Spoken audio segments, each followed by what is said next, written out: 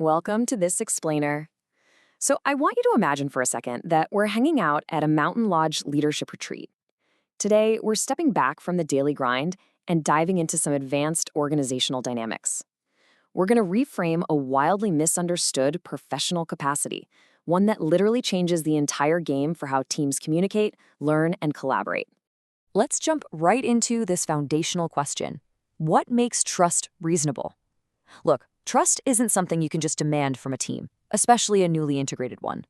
You can't just slap the word trust on a motivational poster and magically expect it to happen. We have to look at the behavioral reality. What actually makes trusting a leader, or even a colleague, a reasonable, logical choice for a professional to make? Section 1. The cost of silence, the illusion of alignment. Now, there is a massive difference between a team that's just complying to protect themselves versus a team operating with genuine relational safety. In low-trust environments, leaders look around, they see silence, and they totally mistake that silence for agreement. But guys, that is just the illusion of alignment. The problems aren't actually solved, they're just shoved underground into private conversations and gossip. But look at the alternative: information richness. This is where you've built a relational safety net, and it's actually safe for the truth to travel upward. So here is the crucial takeaway.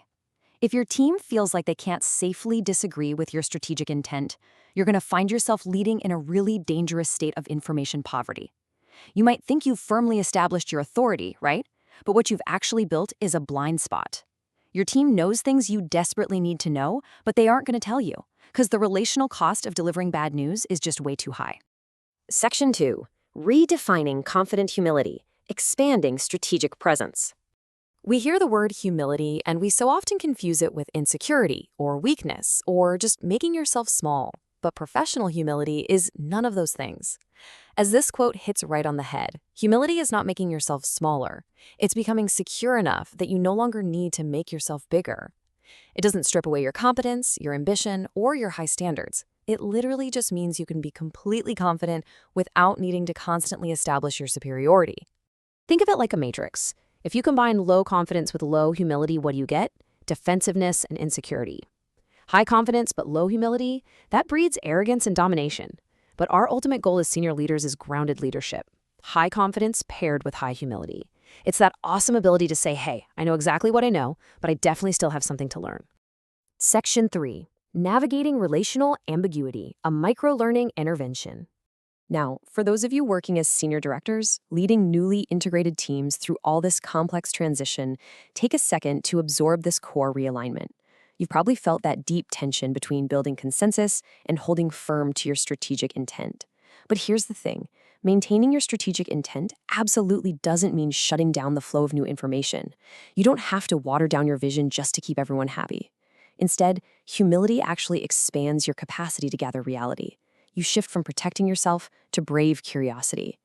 To really hit that level of mastery, I want you to sit with this catalytic inquiry. It's all about self-observation. When you get pushback from the new team and feel a bit threatened, ask yourself, what protective strategies am I unconsciously throwing up right now? Am I protecting my competence, my authority, my status? And honestly, when someone does bring me unexpected information, is my reaction teaching them that telling me the truth is going to be a painful experience? So here is your applied micro-experiment for the week. Try using this exact phrase in your next integration meeting.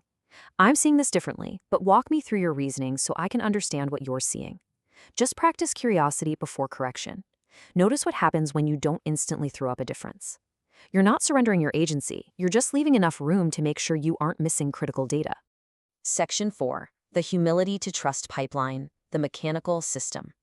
All right, so we've looked inward. Now let's map out the actual step-by-step mechanics of how humility functionally outputs trust. It's like a giant chain reaction. Phase 1, it all starts with the humility to admit you might not have the full picture. That naturally drives openness and curiosity. In that act of curiosity, it makes it totally safe for people to share unfiltered information, giving you actual access to reality. With better information, you make stronger decisions. Those decisions build your credibility. And over time, those repeated experiences prove that a deep trust culture is the deliberate, mechanical output of brave curiosity. Section 5. Authority without domination. Examining the pressure shadow. We absolutely do not need to diminish people to establish clear expectations. Authority is about responsibility, decision rights, and holding the line on standards. Dominance, well, that's just about protecting your ego through intimidation or unnecessary control. Having humility doesn't mean you stop saying no or stop managing performance. It just means you hold that authority without feeling the need to prove you're superior to everyone else in the room. Real leadership maturity means looking way beyond your own good intentions. You have to ask yourself, how does my team actually experience my stress? We call this your pressure shadow. You might mean well and just want to create clarity, but your team might be experiencing you as hypercritical or totally controlling. Waking up to what happens to the people around you when you feel the squeeze, that is an absolutely vital step in maintaining your trustworthiness.